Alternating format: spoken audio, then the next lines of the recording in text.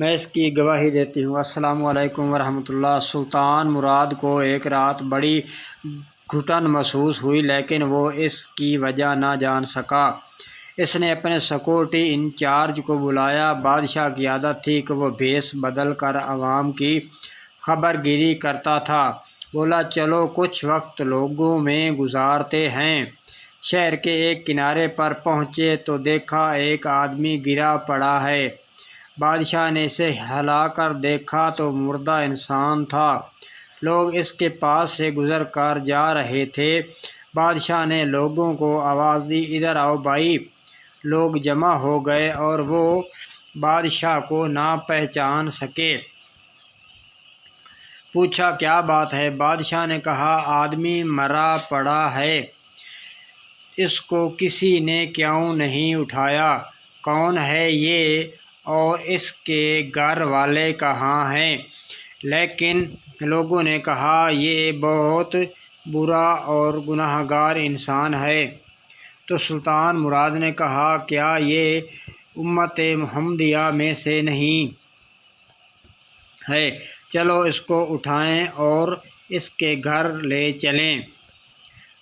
لوگوں نے میت کو گھر پہنچا دی۔ اس کی بیوی نے خاوند کی لاش دیکھی تو رونے لگی۔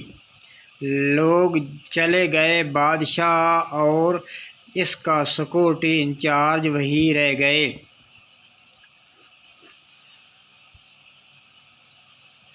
کہہ رہی تھی کہ میں گواہی دیتی ہوں، بے شک تو اللہ کا ولی ہے اور نیک لوگوں میں سے ہے۔ سلطان مراد بڑا متعجب ہوا، یہ کیسے ہو سکتا ہے؟ لوگ تو اس کے بارے میں یہ باتیں کر رہے تھے اور اس کی میت کو ہاتھ لگانے کو تیار نہ تھے۔ اس کی بیوی نے کہا، مجھے بھی لوگوں سے یہی توقع تھی۔ اصل حقیقت یہ ہے کہ میرا خاوند ہر روز شراب خانے جاتا، جتنی ہو سکے شراب خریدتا اور گھر لا کر گڑھے میں بہا دیتا اور کہتا، چلو کچھ تو گناہوں کا بوجھ مسلمانوں سے ہلکا ہوا۔ اسی طرح رات کو ایک بری عورت کے پاس جاتا اور اس کو ایک رات کی اجرت دے دیتا اور اس سے کہتا کہ اپنا دروازہ بند کر لے، کوئی تیرے پاس نہ آئے۔ گھر آ کر کہتا، الحمدللہ، آج اس عورت کا اور نوجوان مسلمانوں کے گناہوں کا میں نے کچھ بوجھ ہلکا کر دیا ہے۔ لوگ اس کو ان جگہوں پر آتا جاتا دیکھتے تھے۔ میں اسے کہتی تھی کہ یاد رکھ، جس دن تو مر گیا لوگوں نے تجھے غسل دینا ہے، نہ تیری نماز پڑھنی ہے اور نہ تجھے دفنانا ہے۔ وہ مسکرا دیتا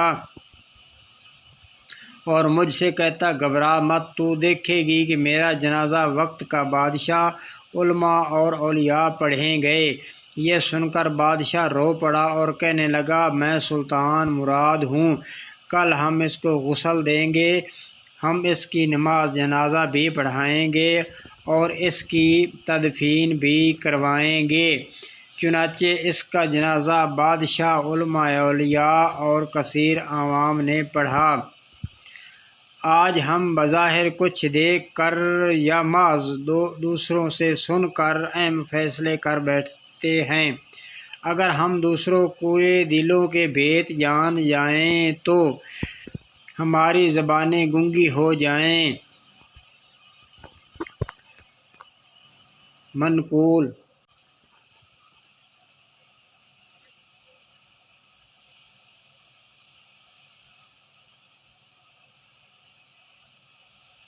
ہمارے چینل کو سبسکرائب کریں، شیئر کریں، لائک